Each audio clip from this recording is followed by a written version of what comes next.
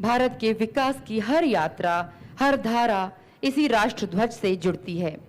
आज फिर हमारा राष्ट्र ध्वज गौरवान्वित होता हुआ पूरी राजधानी सजी है। पूरा देश स्वतंत्रता दिवस के अवसर पर भव्य रोशनी से सराबोर होगा।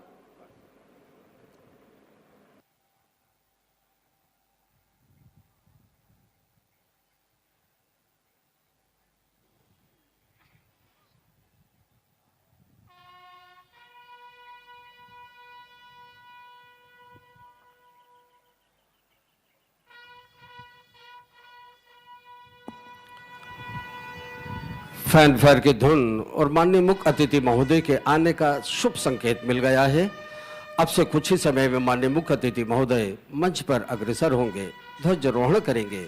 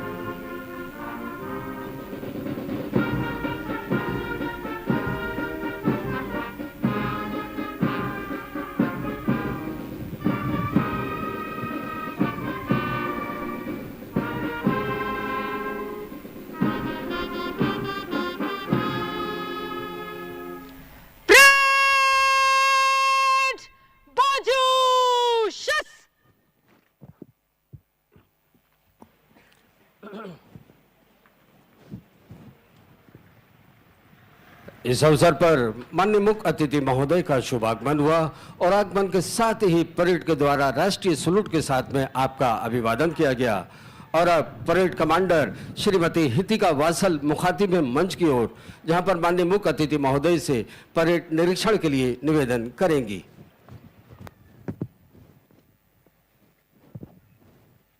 स्वतंत्रता दिवस परेड आपके निरीक्षण के लिए तैयार है श्रीमान।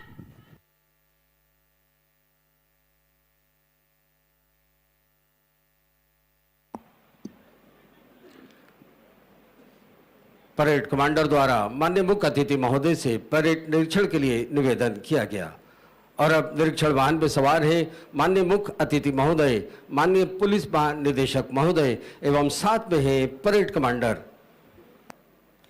मोतीलाल नेहरू स्टेडियम की पृष्ठभूमि और अब सुसज्जित वाहन में सवार हैं आज की इस गरिमामय गौरवशाली परेड के माननीय मुख्य अतिथि महोदय, माननीय पुलिस महानिदेशक महोदय और साथ में है आज की स्वतंत्रता दिवस परेड की परेड कमांडर। सारे जहां से अच्छा हिंदुस्तान हमारा, हम बुलबुलें हैं इसकी, यह गुलसिता हमारा। यही जज्बा, यही जोश आज हर मन में है। गर्व का दिन, ऐतिहासिक दिन 15 अगस्त स्वाधीनता दिवस 2021 का ये राज्य स्तरीय कार्यक्रम है। माननीय मुख्य अतिथि महोदय सुसज्जित वाहन में सवार होकर आगे बढ़ रहे हैं परेड निरीक्षण के लिए। अभिवादन स्वीकार करते हुए अनुशासन और रंगों का दर्शन आज का स्वतंत्रता दिवस समारोह। मन में कुछ करने का जज्बा हो तो परिस्थितियां कभी बाधक नहीं बनती हैं। स्वाभिमान, ओज, उत्साह से भरी हुई ये टुकड़ियां अपलक मैदान में तैनात। राष्ट्रध्वज के तीनों रंग समृद्धि, शांति व संपन्नता को दर्शाते हुए अब माननीय मुख्य अतिथि महोदय का वाहन परेड निरीक्षण के लिए तैयार।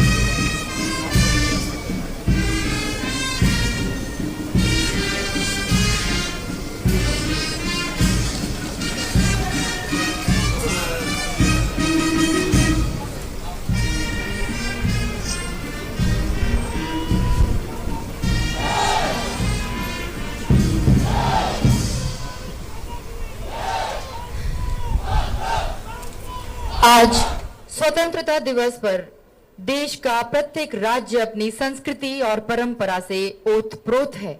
रोमांच, उत्साह, जोश बढ़ता हुआ स्वतंत्रता दिवस को और अधिक सुंदर बनाता हुआ लहराएगा तिरंगा अब सारे आसमां पर, भारत का नाम होगा सबकी जुबां पर। आज समारोह के मुख्य अतिथि महोदय दर्शक दीर्घा से सीधे संपर्क में जनता का अभिवादन स्वीकार करते हुए हाथ हिलाते हुए उनका वाहन शनय शनय पुनः सलामी मंच की ओर अग्रसर।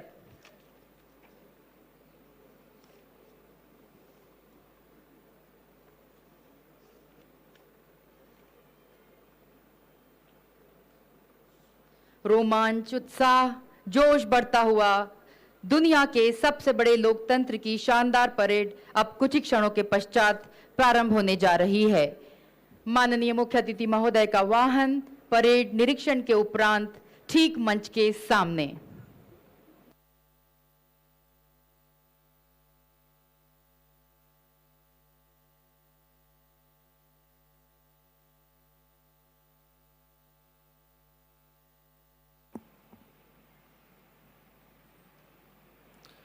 तो आइए देवियों सज्जनों, हम आपको अवगत करा दें कि अब होगा हर्ष फायर। हर्ष फायर 3 बार किया जाएगा। पहले 2 हर्ष फायर के बाद राष्ट्रगान की धुन टुकड़ों में बजाई जाएगी। इस समय पर हम आपसे निवेदन करते हैं उपस्थित समस्त सम्मानीय अतिथियों से कि पहले और दूसरे हर्ष फायर के समय आप सभी महानुभाव अपने स्थान पर बैठे रहेंगे। तीसरे हर्ष फायर के बाद राष्ट्रगान पूरा बजाया जाएगा। इस अवसर पर हमारा निवेदन है इस विशाल स्टेडियम में पधारे समस्त सम्मानीय अतिथियों से कि अपने स्थान पर खड़े होने का कष्ट करेंगे एवं समस्त वर्दीधारी सलूट करेंगे। सावधान! ऑफिसर्स, हर्ष फायर के लिए जगह लो।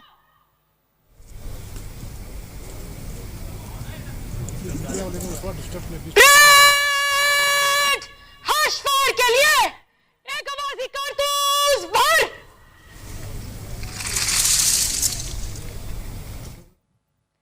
पेश कर। शुरू कर।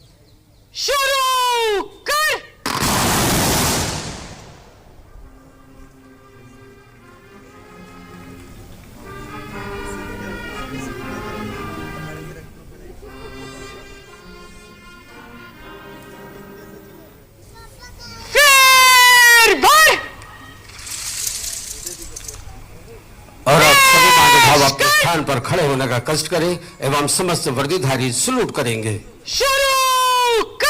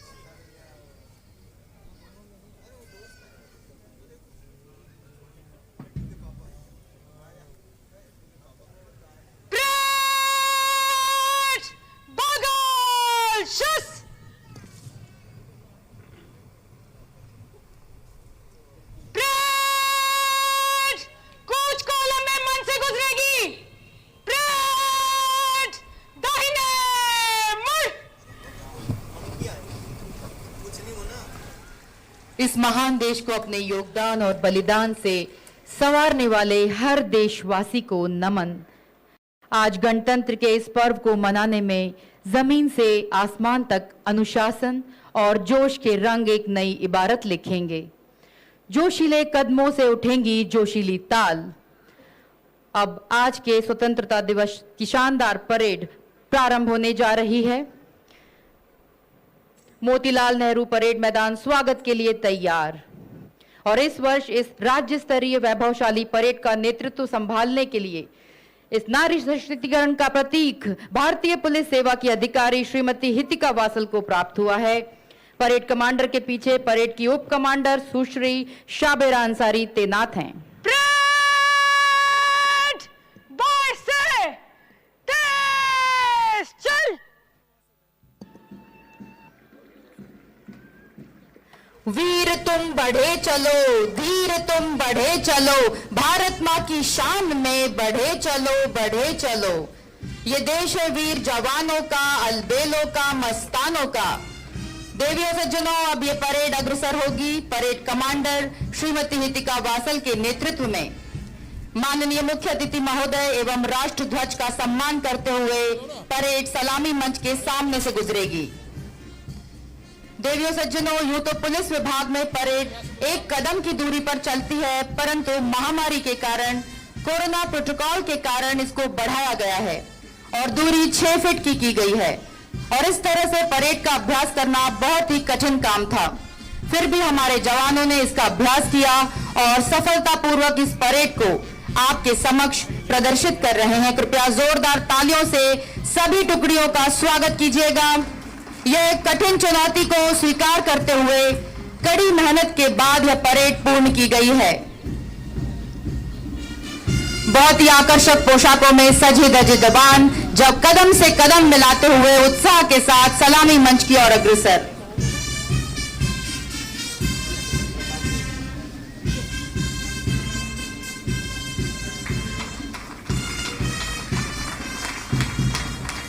देवियों सज्जनों, स्वागत कीजिए परेड के पहले प्लाटून का।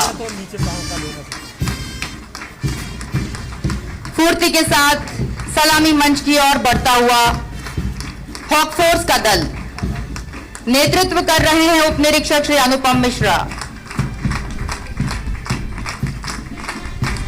हमें इस प्रस्तुति से आभास मिलता है कि हमारे देश की ललनाएं, वीरांगनाएं भी किसी से कम नहीं।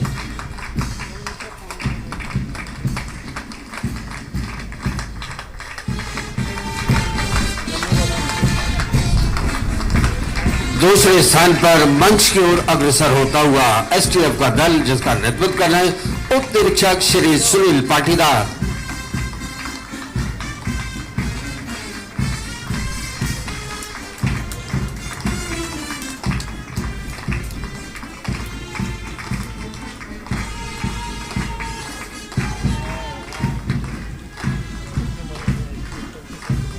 स्वागत कीजिए तीसरे दल का। मध्य प्रदेश विशेष सशस्त्र बल प्रथम, नेतृत्व कर रहे हैं उप निरीक्षक श्री संजय सिंह बघेल।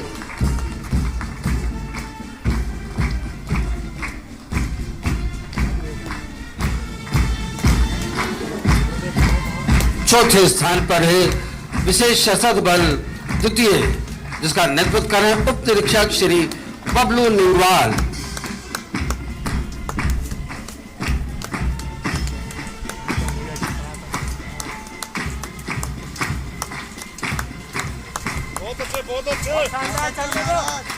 पांचवें स्थान पर आ रहा है जिला बल एवं रेल पुलिस बल, नेतृत्व कर रहे हैं उप निरीक्षक श्री शुभम पांडे।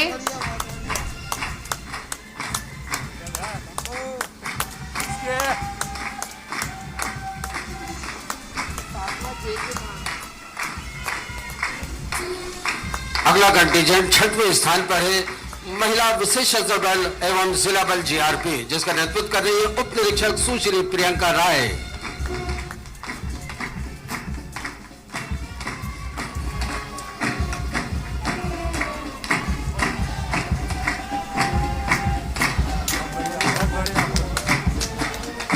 महिला शक्ति का प्रतीक सातवें स्थान पर जेल विभाग महिला टुकड़ी का दल सलामी मंच की ओर बढ़ता हुआ, नेतृत्व कर रही है सहायक जेल अधीक्षक सुश्री सोनम बंडोरे।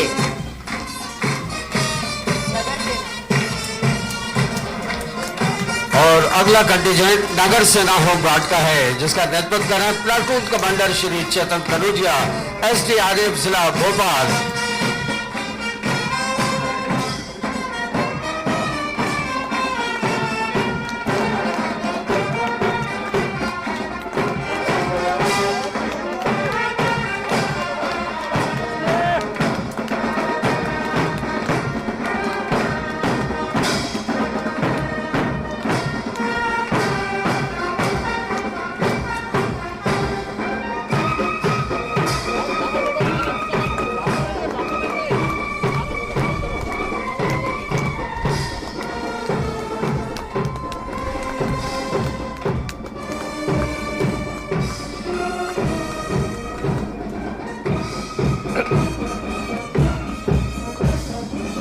देवियों सज्जनों, अभी आपने देखा नवा दल सलामी मंच को सलाम करता हुआ मध्य प्रदेश पुलिस की आन बान और शान का प्रतीक मध्य प्रदेश पुलिस बैंड का दस्ता। नेतृत्व कर रहे थे निरीक्षक श्री सुनील कटारे, 7वीं वाहिनी भोपाल।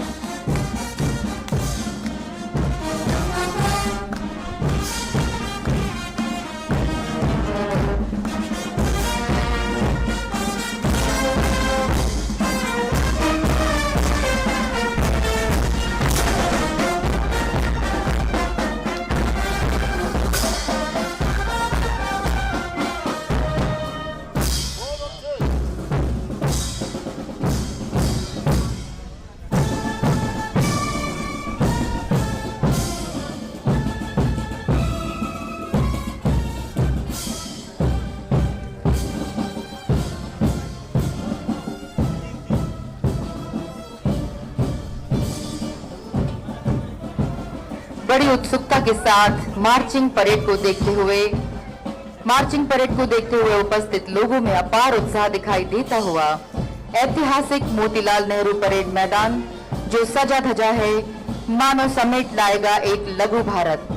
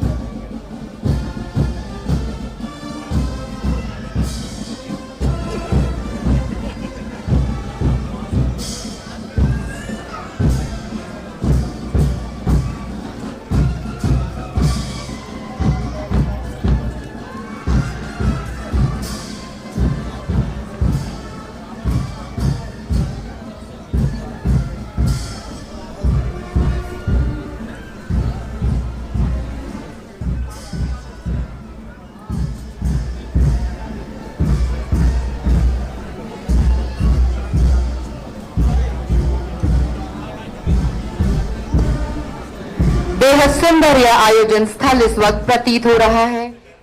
लाल परेड मैदान पर हम सब 75वें स्वतंत्रता दिवस के राज्य स्तरीय कार्यक्रम के साक्षी बन रहे हैं। एक जोश का संचार हम महसूस कर पा रहे हैं, वो जोश जो यहाँ मौजूद टोलियों के सदस्यों में है, कार्यक्रम में प्रस्तुति देने वाले प्रतिभागियों में है। हर वो शख्स जो इस समारोह का साक्षी आज बन रहा है, उसके मन में है।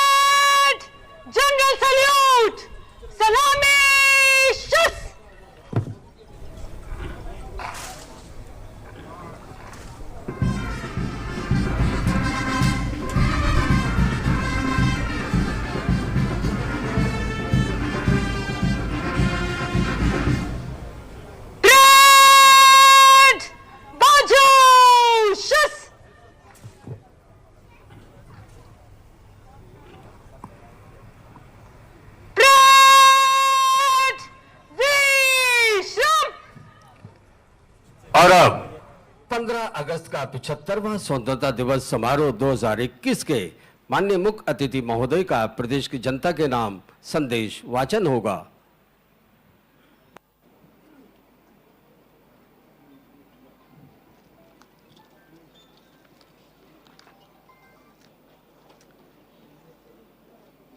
मेरे प्रिय बहनों और भाइयों,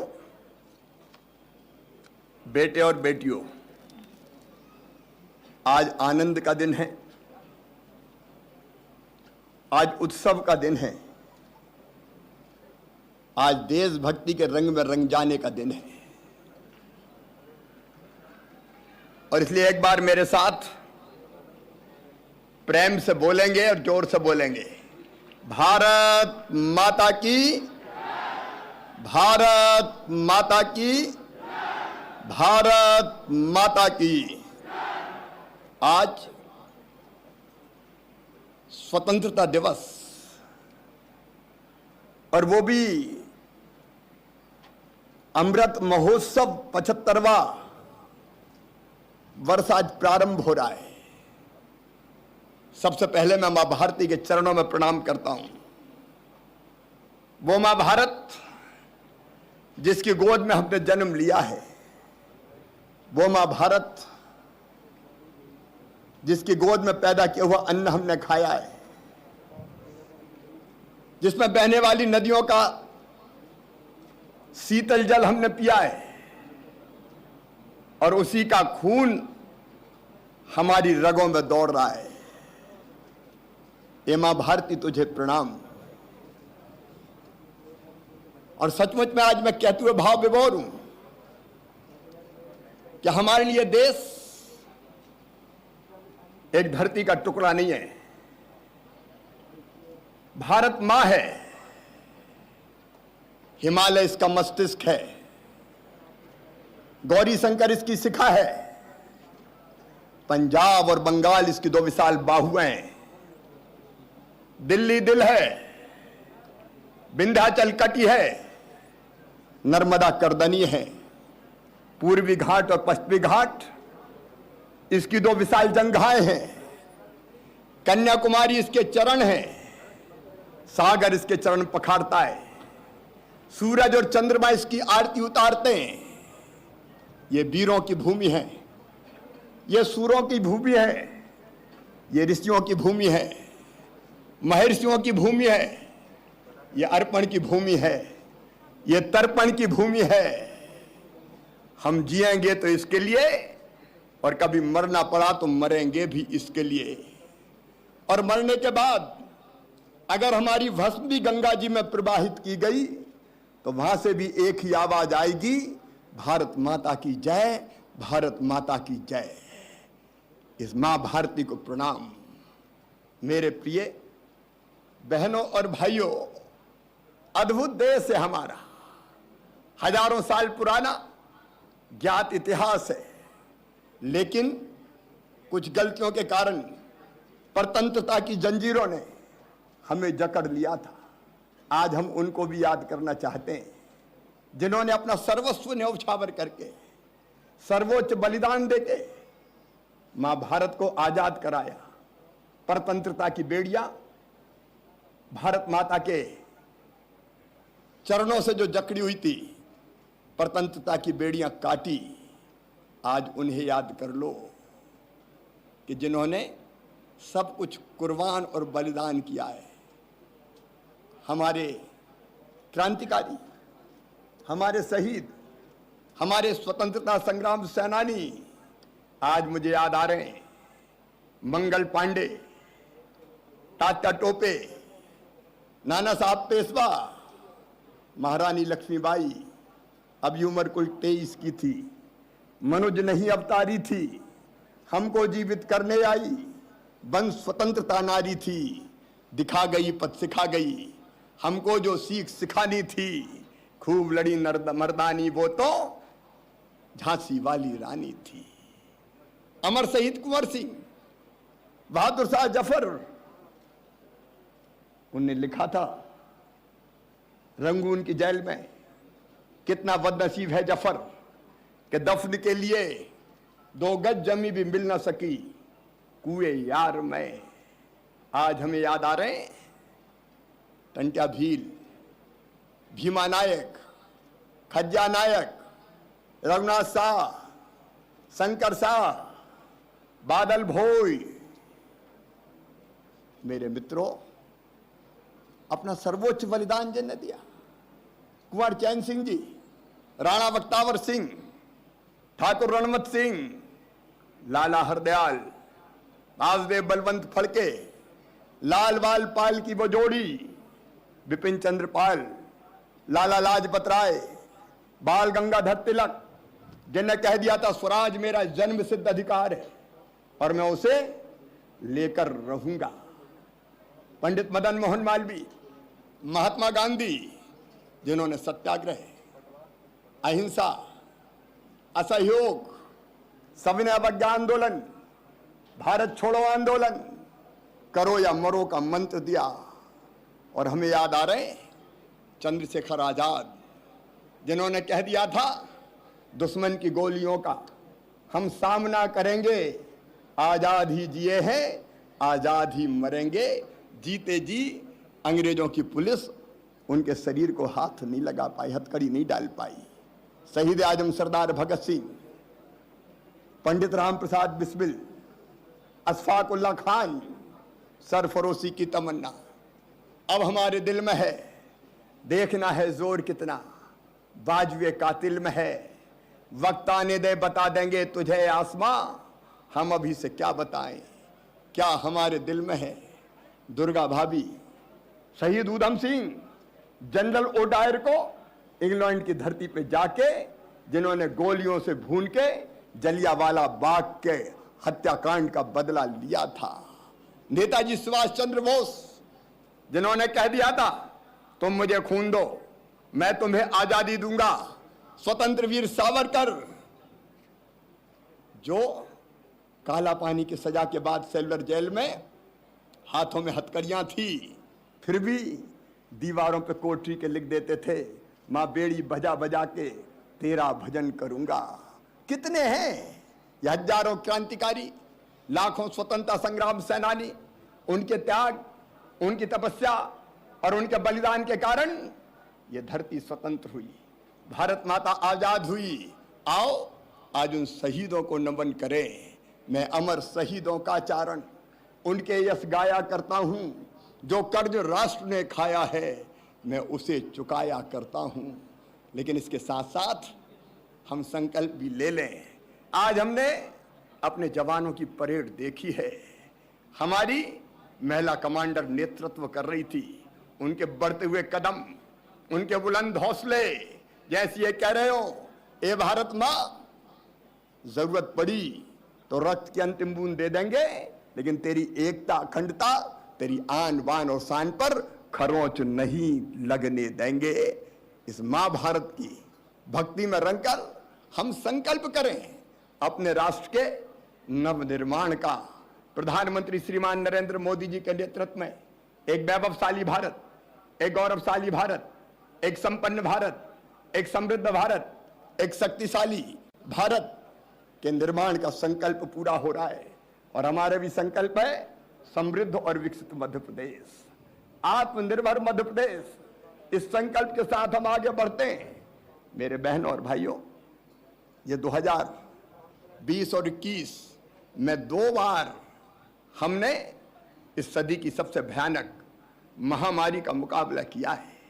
हम जानते हैं कोरोना संकट ने पूरे देश की आर्थिक व्यवस्था को जर्जर किया था। हम जानते हैं यह भी कि पहली लहर और पहली लहर के बाद दूसरी लहर, पहली लहर से हम निपटे भी नहीं थे कि दूसरी लहर का संकट सामने था। हम अपनी आंखों के सामने हमने अपनों को खोया है। अनेकों भाई और बहन हमारे बीच से चले गए।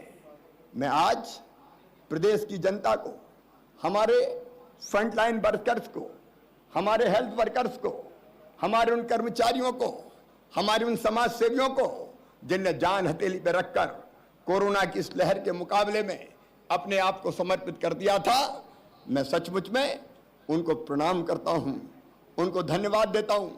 उनमें से भी कई को हमने खोया है। आज दूसरी लहर पर के बाद कोरोना पर नियंत्रण है, लेकिन मैं फिर अपने प्रदेशवासियों से हाथ जोड़ के निवेदन करना चाहता हूं, निश्चिंत रहने की आवश्यकता नहीं है, क्योंकि हम जानते हैं पहली लहर के बाद हम लापरवाह हो गए थे। मैंने कई बार प्रार्थना की, मास्क लगाएं, दूरी बना के रखें। भोपाल की सड़कों पे मैं मास्क लगाने उतरा था, अनाउंस भी हमने किया, स्वास्थ्य आग्रह भी किया, दुकानों पे गोले भी बनाए, लेकिन थोड़े लापरवाह हम हो गए। उसके कारण भयानक दूसरी लहर का हमको मुकाबला का सामना करना पड़ा। अब तीसरी लहर ना आए, इसके लिए हमको संकल्पबद्ध होना है। और इसलिए मैं दूसरी लहर की लड़ाई के लिए एक और जो काम हमने किया है, जन भागीदारी से कोरोना का मुकाबला, क्राइसिस मैनेजमेंट कमेटियां, उनने सरकारी प्रशासन के साथ मिलके जो अद्भुत काम किया है वो स्तुत्व है। अभी हमने क्राइसिस मैनेजमेंट कमेटियां समाप्त नहीं की। कोरोना की तीसरी लहर के मुकाबले के लिए हमारी रणनीति है खूब टेस्ट करो। हम रोज 75-80 हजार टेस्ट कर रहे हैं। पॉजिटिव अभी भी आ रहे हैं, रोज आ रहे हैं, कभी कम आते हैं, कभी ज्यादा आते हैं। टेस्ट करो, पॉजिटिव मिल जाए तो आइसोलेट करो, उनका इलाज करो, ट्रीट करो। और उसके साथ साथ फिर वैक्सीनेशन का महान अभियान, वैक्सीनेशन का बड़ा अभियान हम चला रहे हैं। मुझे कहते हुए प्रसन्नता है 3,75,00,000 बहनों और भाइयों को टीके का पहला डोज लगाया जा चुका है। दूसरा डोज लगाने की भी कार्रवाई निरंतर जारी है। हमारा संकल्प है, हमारा प्रयत्न है कि दिसंबर के अंत तक हम अपनी पूरी जनसंख्या का टीकाकरण कर दें, क्योंकि ये केवल टीका नहीं है, जिंदगी का डोज है। ये हमारे प्राणों की रक्षा करेगा। और इसलिए मैं सभी बहनों और भाइयों से अपील करना चाहता हूं, जिनको टीका नहीं लगा हो वो टीके का डोज जरूर लगवाए। जिनको पहला लग गया हो वो दूसरा भी जरूर लगवाए। तीसरी लहर का मुकाबला हमको हर हालत में करना है और उसके लिए हम अपने अस्पतालों को, चाहे ऑक्सीजन बेड हो, आईसीयू बेड हो, बच्चों के वार्ड हो, ऑक्सीजन प्लांट हो, युद्ध स्तर पर व्यवस्थाएं करने का हम प्रयास कर रहे हैं। इस साल उत्तरी मध्य प्रदेश बाढ़ की विभीषिका से भी जूझा है। हमारे कई भाई और बहन ऐसे हैं जिनके घर मलबे के ढेर बन गए, जिनकी संपत्तियां तबाह और बर्बाद हो गई है, फसलों की बर्बादी हुई है। मैं उन बाढ़ पीड़ित भाइयों और बहनों को आज फिर आश्वस्त करना चाहता हूं, चिंता मत करना। संकट है, आपदा है, लेकिन इस आपदा के पार सरकार निकाल के ले जाएगी। चाहे मकान बनाने का मामला हो, फसलों की क्षति का आकलन हो, उसके बाद राहत की राशि देना हो, पशु अगर बह गए हो तो उनके लिए भी राहत की राशि देना हो, चाहे भोजन की व्यवस्था करना हो, सरकार अपने स्तर पर कोई कसर नहीं छोड़ेगी। बाढ़ पीड़ित भाइयों का राहत भी देंगे, पुनर्वास भी करेंगे और गांव का पुनर्निर्माण का काम भी किया जाएगा। मेरे बहनों और भाइयों, आत्मनिर्भर मध्य प्रदेश बनाने के संकल्प को हमें पूरा करना है। हमने कोरोना की पहली लहर के समय आत्मनिर्भर मध्य प्रदेश का रोड मैप बनाया और 4 उसके मुख्य आयाम हैं: अधोसंरचना, गुड गवर्नेंस, सुशासन, शिक्षा, स्वास्थ्य, अर्थव्यवस्था और रोजगार। अधोसंरचना का जहां तक सवाल है, हम सड़कों का जाल बिछा रहे हैं। एक जमाना था इस मध्य प्रदेश की धरती पर, तब पता नहीं चलता था कि सड़क में गड्ढे हैं कि गड्ढों में सड़क है, लेकिन अब एक जगह भी कहीं गड्ढे हो जाते हैं तो वो मुद्दा बन जाता है। शानदार सड़कों का जाल बिछाया है। इस साल भी हम मध्य प्रदेश में 2000 किलोमीटर नई सड़कें बनाने वाले हैं, 2500 किलोमीटर सड़कों का पुनर्निर्माण करने वाले हैं और इसके लिए 5,500 करोड़ रुपए से ज्यादा की हमने व्यवस्था की है। चंबल एक्सप्रेस वे, अटल एक्सप्रेस वे हो या नर्मदा एक्सप्रेस वे हो, उस पर तेजी से काम करने का संकल्प हमारा है। सिंचाई की व्यवस्था का जहां तक सवाल है, आप जानते हैं मेरे बहनों और भाइयों, 2003 तक मध्य प्रदेश की धरती पर खेतों में केवल 7.5 लाख हेक्टेयर में सिंचाई होती थी। हमने सिंचाई की क्षमता को बढ़ा के 42 लाख हेक्टेयर कर दिया है और आगे 2026 तक हमारा लक्ष्य है 65 लाख हेक्टेयर जमीन में सिंचाई की व्यवस्था करेंगे। नर्मदा घाटी की हमारी योजनाओं पर हम तेजी से काम कर रहे हैं। 26,000 करोड़ रुपए की व्यवस्था करके नर्मदा घाटी की 10 सिंचाई की योजनाओं को पूरा करने का हमने संकल्प लिया है। कैन और बेतवा पर बांध बनाने के लिए केंद्र सरकार के साथ माननीय प्रधानमंत्री जी के समक्ष उत्तर प्रदेश और मध्य प्रदेश के बीच में समझौता हो चुका है। 8,11,000 हेक्टेयर जमीन में सिंचाई होगी, 41 लाख लोगों को पीने के पानी की व्यवस्था होगी, बिजली हमको अलग से मिलेगी। सिंचाई के मामले में हम कोई कोर कसर नहीं छोड़ेंगे। लेकिन पानी के मामले में एक और प्रमुख तत्व है जिसकी तरफ हम ध्यान दे रहे हैं, वो है पीने का पानी। मैं जानता हूं मेरी बहनें और विशेषकर मेरी बेटियां कई जगह गांव में हैंडपंप से पानी भरती है, घंटों उनके बर्बाद होते हैं, सिर पे मटका या घड़ा लेके जाती है और हैंडपंप से जूझती रहती है। प्रधानमंत्री जी ने जल जीवन मिशन चलाया है। हमने संकल्प लिया है कि हम अगले साल तक 1,22,00,000 घरों में नल से जल देंगे, ग्रामीण क्षेत्रों में भी। और जल्दी मध्य प्रदेश में वो दिन लेके आएंगे मेरी बहनों, जब तुम्हें हैंडपंप से पानी नहीं भरना पड़ेगा, शुद्ध पेयजल नल जल बिछा के टोंटी वाले नल से घर पे देंगे। इस अधोसंरचना के विकास के लिए भी हम निरंतर काम कर रहे हैं। हम तेजी से काम कर रहे हैं। कृषि की अधोसंरचना के विकास के लिए हमारे प्रयास लगातार जारी है। बिजली के सेक्टर में आप जानते हैं कि बिजली की उपलब्धता हमने इतनी कर ली है कि अंधेरों के दिन फिर से मध्य प्रदेश को ना देखना पड़े। अगले साल फिर हम लगभग 2000 मेगावाट स्थापित क्षमता में और बढ़ोतरी और वृद्धि करने का काम करेंगे, लेकिन केवल परंपरागत ऊर्जा नहीं, सोलर ऊर्जा की तरफ हम विशेष रूप से ध्यान दे रहे हैं। ये क्लीन एनर्जी है, ये ग्रीन एनर्जी है, और इसलिए हमने ओमकारेश्वर में फ्लोटिंग सोलर पावर प्लांट लगाने का फैसला किया है। प्रदेश के अलग अलग हिस्सों में सोलर पावर प्लांट लगाए जा रहे हैं। इस साल हमने ये संकल्प लिया है कि हमारी आंगनवाड़ी के भवन हो और चाहे हमारी स्कूल की बिल्डिंग्स हो, सबको हम सोलर लाइट से सुसज्जित करके वहां बिजली की व्यवस्था करेंगे। और ऊर्जा दक्षता, ऊर्जा के बारे में ऊर्जा की बचत का संदेश देना। देखो, ऊर्जा की बचत भी बिजली का उत्पादन बढ़ाने का काम है। फालतू बिजली क्यों जाए, एक यूनिट बिजली भी बर्बाद क्यों। ऊर्जा दक्षता यह हमारा संकल्प है इस समय, और इसलिए मैं आपको भी अपील करना चाहता हूं, बिजली व्यर्थ ना जाए, इसका भी संकल्प लें। आखिर ग्लोबल वार्मिंग से भी हमें दुनिया को बचाना है, जलवायु परिवर्तन के खतरों का मुकाबला करना है। आप जानते हैं अच्छी तरह कि आज जलवायु परिवर्तन के कारण कई बार ग्लोबल वार्मिंग और कई बार ग्लोबल कूलिंग भी हो जाती है। अब अपने ही प्रदेश में एक हिस्सा बाढ़ से ग्रसित है, तो दूसरा खरगोन और बड़वानी सूखे से पीड़ित है, और इसलिए हमको जलवायु परिवर्तन के खतरों का मुकाबला करना पड़ेगा। और इसके लिए मैं आप सबसे अपील करता हूं, ऊर्जा दक्षता, सोलर एनर्जी, इन तरीकों पर तो हम जाएंगे ही, लेकिन मैं रोज एक पेड़ लगाता हूं। मेरे बहनों और भाइयों, मैं आपसे भावुक अपील करता हूं, विनम्रता पूर्वक अपील करता हूं कि रोज नहीं तो एक साल में एक पेड़ जरूर लगाना। अंकुर अभियान हमने चलाया है, उस अंकुर अभियान में लाखों लोगों ने अपना रजिस्ट्रेशन करवाया है।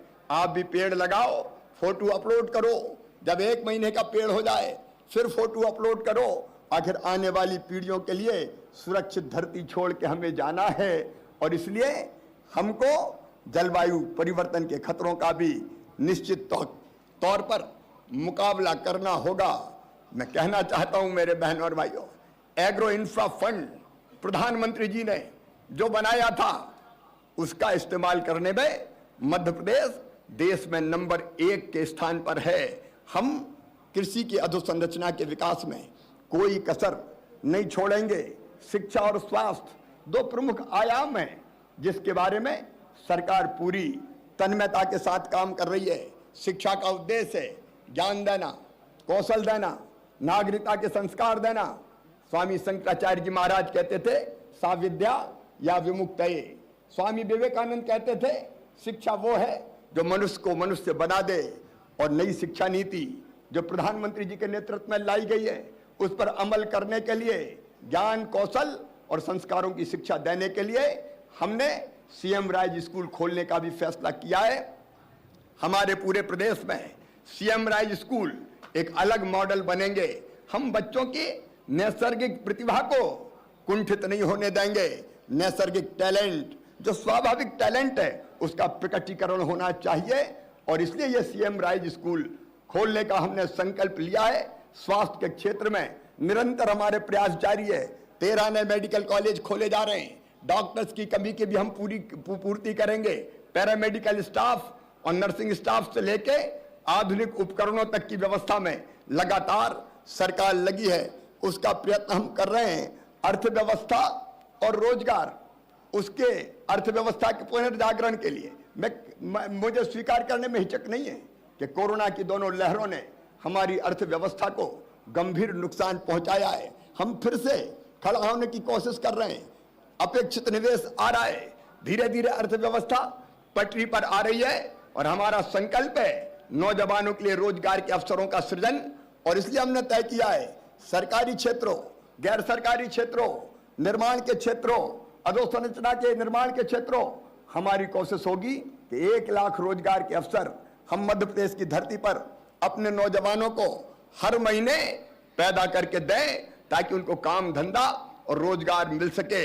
सुशासन हमारा प्रमुख सूत्र है। गुड गवर्नेंस के माध्यम से अंतिम व्यक्ति तक ठीक ढंग से सुविधाओं का लाभ मिले, उसके लिए जन भागीदारी का मॉडल मध्य प्रदेश अपनाएगा। ये crisis management group, Deendayal Antyodaya समिति हम बना रहे हैं। योजनाओं का लाभ जनता के साथ मिलके, जनता के लिए योजनाएं, जनता का जनता के लिए, जनता के द्वारा, अकेली प्रशासन की टीम नहीं, जनता मिलकर इन योजनाओं का लाभ देगी, मॉनिटरिंग भी हो जाएगी और आम आदमी तक लाभ मिलना भी निश्चित तौर पर सुनिश्चित होगा। अधोसंरचना के साथ साथ एक बात और मैं कहना चाहता हूं, अर्थव्यवस्था आगे बढ़े लेकिन विकास समावेशी होना चाहिए। समावेशी विकास, विकास का प्रकाश जब तक गरीब की जिंदगी में नहीं आता, जब तक आम इंसान की जिंदगी में नहीं आता, तब तक वो विकास सचमुच में बेमानी है। और इसलिए जब मैं समावेशी विकास की बात करता हूं तो सबसे पहले गरीब की चिंता हमको करनी पड़ेगी। रोटी, कपड़ा, मकान, पढ़ाई लिखाई, दवाई का इंतजाम, ये गरीब का प्रमुख विषय है। और इसलिए जब हम सस्ता राशन देते हैं तो कोई ये ना सोचे कि हम गरीब को फ्री में बांट रहे हैं, उसका हक हमें दे रहे हैं। आखिर ये धरती, ये संसाधन, ये खनिज, ये जंगल, ये खेत, ये खदानें कुछ लोगों की बपौती नहीं है, ये सबके लिए है। लेकिन सबके पास नहीं है, तो जिनके पास है वो इनसे धन कमाते हैं। जो धन कमाते हैं उनसे हम टैक्स लेते हैं, और जो खाली हाथ है उनको हम सस्ता बांटते हैं। ये सामाजिक न्याय भी है।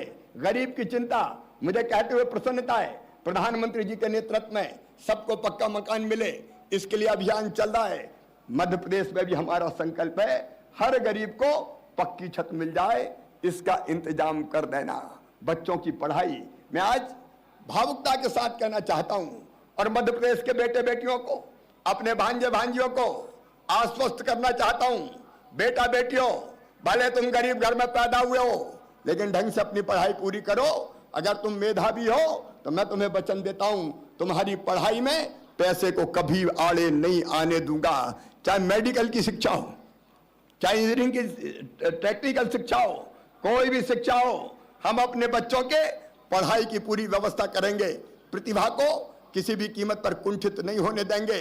इलाज रोज हमने देखा, कोरोना में हमने कोशिश की, हमारा जो आयुष्मान भारत पैकेज था उसमें और पैसा जोड़ के हम गरीब, निम्न मध्यम वर्गीय, मध्यम वर्गीय भाई बहनों का इलाज निःशुल्क कराने का काम करें। और आज भी हमारा संकल्प है, गरीब बहन भाइयों, निम्न मध्यम वर्गीय हो, मध्यम वर्गीय हो, आयुष्मान भारत के अंतर्गत 2.5 करोड़ कार्ड हम बना चुके हैं। गरीब और निम्न मध्यम वर्गीय भाई और बहनों, प्राइवेट अस्पताल में भी साल भर में 5 लाख रुपए तक का इलाज तुम्हारा निःशुल्क सुनिश्चित किया जाएगा। उसके लिए सरकार कटिबद्ध है, बिना इलाज के हम किसी को रहने नहीं देंगे। गरीब की बुनियादी जरूरतों को पूरा करने में यह सरकार कोई कसर नहीं छोड़ेगी। अभी हमने जेंडर बजटिंग की बात सुनी थी, लेकिन आज मैं ये तय कर रहा हूं, गरीब बजटिंग। कितने गरीब है गरीबी रेखा के नीचे? जितनी बड़ी आबादी गरीबों की है, गरीबी रेखा के नीचे जीने वाले हैं, बजट में उतना प्रावधान कुल बजट का उन गरीबों के लिए किया जाएगा ताकि हम उनका कल्याण कर सकें। अपने किसान भाई और बहनों के लिए हमने कोई कसर नहीं छोड़ी है। मेरे प्रिय किसान बहनों और भाइयों, प्रधानमंत्री जी ने अनेकों योजनाएं प्रारंभ की है। मध्य प्रदेश की धरती पर इस 16 महीने में हमने 1 करोड़ 42 लाख रुपए अलग अलग योजनाओं के अंतर्गत किसानों के खाते में डाला है। चाहे 0% ब्याज पे कर्जा देने का सवाल हो, और चाहे किसानों के उत्पाद को उचित मूल्य पर खरीदने का सवाल हो। 1 करोड़ 30 लाख मीट्रिक टन गेहूं, चना, मसूर खरीद के 26,000 करोड़ रुपया किसान के खाते में हमने डाला है। 37 लाख मीट्रिक टन धान खरीद के हमने 7,000 करोड़ रुपया किसानों के खाते में डाला है। हमने सरसों खरीदी, हमने चना मसूर खरीदा, और ये सरसों खरीद के भी हमने 500 करोड़ रुपया लगभग किसानों के खाते में डाला है। मूंग और उड़दा की खरीदी भी हम कर रहे हैं। अब तक 1100 करोड़ रुपया किसानों के खाते में हम डाल चुके हैं। किसानों को चाहे प्रधानमंत्री किसान सम्मान निधि हो, मुख्यमंत्री किसान कल्याण योजना हो, उन योजना का लाभ भी दिया है, और फसल बीमा योजना के तहत भी उनके खाते में राशि डाली गई है। किसान कल्याण हमारे लिए सर्वोपरि है, उसमें हम कोई कसर नहीं छोड़ेंगे। अभी हमने परेड देखी, बहनें नेतृत्व कर रही थी। नारी तू नारायणी, मैं तुम्हें प्रणाम करता हूं। गंगा गीता गायत्री, सीता सत्या सावित्री और दुर्गा लक्ष्मी सरस्वती है हमारी नारियां। महिला सशक्तिकरण हमारा संकल्प है और उस दिशा में हम तेजी से आगे बढ़ने का प्रयास कर रहे हैं। बेटी के जन्म लेने से अंतिम सांस लेने तक सरकार हमने मां, बहन और बेटी के साथ खड़ी की है।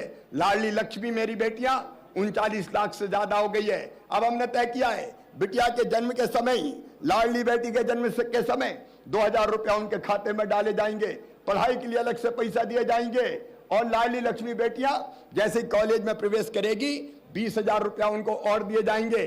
उच्च शिक्षा बेटियों की निःशुल्क हो, लाडली लक्ष्मियों की निःशुल्क हो, इसका इंतजाम किया जाएगा। मेरी वो माताएं जो बेटा बेटियों की जन्म देती है, बेटा बेटी के जन्म के पहले 4,000 और जन्म के बाद 12,000 रुपया देने का प्रधानमंत्री मातृ वंदना योजना के साथ हमने अलग से कार्यक्रम बना रखा है। बेटियों की शादियों, चाहे उनके लिए साइकिलों का इंतजाम हो, यूनिफॉर्म गणवेश हो और चाहे महिला स्व सहायता समूहों के माध्यम से महिला सशक्तिकरण हो। ये जो महिला स्व सहायता समूह है ये नया इतिहास रच रहे हैं। पिछले साल हमने लगभग 1,500 करोड़ रुपया इनके खातों में डाल के जो अलग अलग सामान बनाती है, इनकी सचमुच में सृजनात्मकता अद्भुत है। इनको और सशक्त किया जाएगा। सामाजिक सशक्तिकरण, आर्थिक सशक्तिकरण, शैक्षणिक सशक्तिकरण। अभी हमने तय किया रजिस्ट्रियों में 3% की जगह अगर महिलाओं के नाम पर रजिस्ट्री होती है तो केवल 1% रजिस्ट्रेशन का शुल्क लगेगा। मुझे कहते हुए खुशी है 10% ज्यादा रजिस्ट्रियां महिलाओं के नाम पर इस फैसले के कारण हुई है। महिला सशक्तिकरण में मेरी सरकार, हमारी सरकार कोई कसर नहीं छोड़ेगी। मेरे बहनों और भाइयों, हमारे अलग अलग जो तबके हैं, जो किसान हो, महिलाएं हो, मेरे बेटे बेटियों, मैं फिर एक बार आश्वस्त करना चाहता हूं, निवेश बहुत बड़ी मात्रा में नौजवानों के लिए मध्य प्रदेश की धरती पर हम लाने का प्रयास कर रहे हैं। अलग अलग हम छोटे छोटे उद्योगों का क्लस्टर बना रहे हैं, कई फर्नीचर क्लस्टर, कई नमकीन क्लस्टर, अलग अलग क्लस्टर बना के हम छोटे छोटे लघु और कुटीर उद्योगों का जाल बिछाने का प्रयास कर रहे हैं। हमारी कोशिश यही है मेरे बच्चों कि केवल बाहर से निवेश ना आए, बाहर से तो हम निवेश लाएं लेकिन मध्य प्रदेश की धरती से अच्छे उद्यमी बच्चे हम खड़े करें। उसके लिए जल्दी हम एक और योजना लाने वाले हैं अपने बच्चों के लिए, जिनको बैंक से अगर लोन मिल जाए तो उसकी गारंटी सरकार लेगी, इंटरेस्ट सब्सिडी हम देंगे। उनको अपने उद्योगों के लिए पूंजी उपलब्ध कराने में हम कोई कसर नहीं छोड़ेंगे। शिक्षा के मामले में अपने बच्चों को मैंने पहले ही आश्वस्त करने का काम किया है। ये जो समावेशी विकास है, जो हमारे ग्रामीण और शहरी पथ विक्रेता है, छोटी छोटी दुकानों में कामकाज करने वाले, वो हमारी प्राथमिकता में, उनको पूंजी हमने पहले भी उपलब्ध कराई है, आगे भी उपलब्ध कराने का प्रयास करेंगे। लेकिन समावेशी विकास के साथ साथ एक और महत्वपूर्ण चीज है सामाजिक न्याय। ये सामाजिक न्याय बहुत जरूरी है और इसलिए मेरे बहनों और भाइयों, हमने ये तय किया है हमारी अनुसूचित जाति, जनजाति के मेरे बहनों और भाई जंगल में रहते हैं, सीधे साधे सरल, भोले भाले, कम में प्रसन्न रहने वाले, लेकिन मुझे कई बार ये लगता है कि भौतिक प्रगति की चाह में तथाकथित सभ्य समाज ने वनों का विकास तो किया और वनों को बचाने की जवाबदारी अकेले हमारे जनजाति भाई और बहनों के ऊपर छोड़ दी। कई बार जंगल के कानूनों को हमने इतना कठिन बना दिया कि उनका आना जाना तक मुश्किल हो गया, सामान्य जीवन का निर्वाह करना तक उनके लिए कठिनाई का कारण बन गया। और इसलिए अनुसूचित जनजाति के जो बहन और भाई है, उनके लिए हमने तय किया है उनकी भाषा, उनकी संस्कृति, उनके जीवन मूल्य, उनकी परंपराएं और उनके रोजगार, उनकी शिक्षा के लिए हम विशेष प्रयास करेंगे। और 18 सितंबर से यह अभियान हमारा प्रारंभ किया जाएगा। 18 सितंबर रघुनाथ शाह, शंकर शाह के बलिदान दिवस से लेके 15 नवंबर भगवान बिरसा मुंडा की जयंती तक ये विशेष अभियान चलेगा। कला और संस्कृति की रक्षा का, शिक्षा का, रोजगार का, स्वास्थ्य की रक्षा का, सिकिल सेमिया जैसी बीमारियां, थैलीसेमिया जैसी बीमारियां, रक्त विकार की अनेकों तरह की बीमारियां उनको उनके स्वस्थ जीवन में बाधा डालती है, उनका भी हम मुकाबला करेंगे। और सामुदायिक वन प्रबंधन में जनजाति भाई और बहनों को सामुदायिक वन प्रबंधन के अधिकार दिए जाएंगे, ये स्पष्ट उद्घोषणा मैं करता हूं। हमारे अनुसूचित जाति के भी सुरक्षा की, सम्मान की, रोजगार की, शिक्षा की, भरपूर चिंता की जाएगी। 17,900 करोड़ के आसपास इसके लिए हमने राशि का प्रावधान इस बजट में किया है। हमारे पिछड़े वर्ग के बहनों और भाइयों को मैं आश्वस्त करना चाहता हूं, प्रधानमंत्री जी ने संविधान में संशोधन करके पिछड़े वर्गों के लिए विशेष प्रावधान किए। पिछड़ा वर्ग आयोग को संवैधानिक आयोग का दर्जा दिया है। 27% रिजर्वेशन के नाम पर पिछले दिनों लगभग धोखा हुआ है, लेकिन हमारी सरकार का यह प्रयास रहेगा कि 27% आरक्षण पिछड़ों के लिए लागू करने में हम कोई कसर ना छोड़ें और हम उसके लिए न्यायालय में हम जो आवश्यक पैरवी है उसका पूरा इंतजाम करेंगे। पिछड़े वर्गों के सामाजिक, शैक्षणिक और आर्थिक स्थिति का अध्ययन करने के लिए एक नया कमीशन बनाने का भी मैंने फैसला किया है, जो व्यापक पैमाने पर पिछड़े वर्ग के भाई और बहनों की इन स्थितियों का अध्ययन करके उनमें सुधार के लिए अपनी अनुशंसाएं देगा। पिछड़े वर्ग के कल्याण के लिए हम कृत संकल्पित हैं। मेरे बहनों और भाइयों, मैं ये भी कहना चाहता हूं, हमारे सामान्य वर्ग के जो निर्धन भाई और बहन हैं, 10% आरक्षण हमने उनके लिए सुनिश्चित किया है। लेकिन गरीब किसी भी वर्ग में पैदा हो, भूख और बीमारी वर्ग देख के नहीं आती, और इसलिए सामान्य निर्धन वर्ग का कल्याण भी सुनिश्चित किया जाएगा। अल्पसंख्यक हो या घुमक्कड़ और अर्ध घुमक्कड़ भाई और बहनों, उनको भी स्थायी बसेरा मिले और वह समाज की मुख्य धारा में लौटे, इसके लिए हम विशेष प्रयत्न करेंगे। मेरे बहनों और भाइयों, सहकारिता एक और क्षेत्र है कि जिसके माध्यम से हम रोजगार के नए अवसर पैदा करने का प्रयास करेंगे। परंपरागत सहकारिता नहीं, सहकारी क्षेत्र के अलग अलग जो हिस्से हैं, अलग अलग जो मुद्दे हैं, उन पर हम काम करके केवल कृषि के क्षेत्र में नहीं, अलग अलग क्षेत्रों में भी व्यापक पैमाने पर अभियान हम चलाएंगे। सहकारिता के साथ साथ संस्कृति हमारा एक बहुत महत्वपूर्ण मुद्दा है। मध्य प्रदेश की संस्कृति बहुत अमीर है। सचमुच में हमारे यहाँ इतनी विविधता है और इतने तरह की संस्कृतियों के अलग अलग रंग है कि मैं देख के आश्चर्यचकित हो जाता हूँ, रोमांचित हो जाता हूँ। हमने तय किया है, जो एक आज नहीं हजारों साल पहले हमारे ऋषियों ने कहा, एक ही चेतना समस्त जड़ एवं चेतन में अनुस्यूत है। एक ही चेतना सब में, इस एकात्मता का बोध कराने के लिए ओंकारेश्वर में अद्वैत वेदांत संस्थान बनाने का हमने फैसला किया है। आचार्य शंकर की विशाल प्रतिमा वहां स्थापित की जाएगी।